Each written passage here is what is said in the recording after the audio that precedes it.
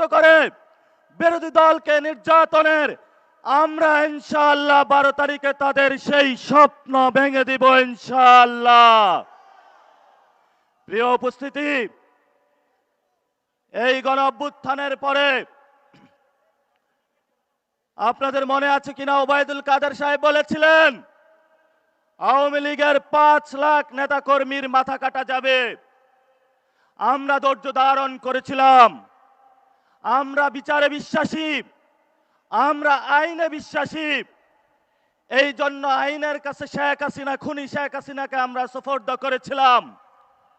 বাংলাদেশে তার ফাঁসির রায় হয়েছে, কিন্তু আমাদের পার্শ্ববর্তী একটি দেশ যারা গত 50 বছর আপনার সন্তানকে হত্যা করেছে, আমার ভাইকে গুম করেছে, আমাদের প্রত্যেকটি জীবনের মধ্যে সাংস্কৃতিক, রাজনৈতিক, অর্থনৈতিক পরাধীনতা চাপিয়ে দিয়েছিল, যারা আমাদের ভাইকে প্রতিনিয়ত সীমান্তে যাওয়া মাত্র গুলি করে হত্যা করছে, যারা প্রাণ প্রকৃতির আমাদের নদীগুলো শুকিয়ে দিচ্ছে, যারা বাংলাদেশের মানুষের উপরে বৃদ্ধাঙ্গুলি দেখাচ্ছিল, তাদের আশ্রয়ে হৃষ্টপুষ্ট হয়ে আগামীর 12 তারিখের ইলেকশনকে বানচাল করার জন্য সেই খুশি হাসিয়াকে আশ্রয় দিয়ে বাংলাদেশের মানুষের বিরুদ্ধে তারা প্রতিনিয়ত ষড়যন্ত্র করে যাচ্ছে।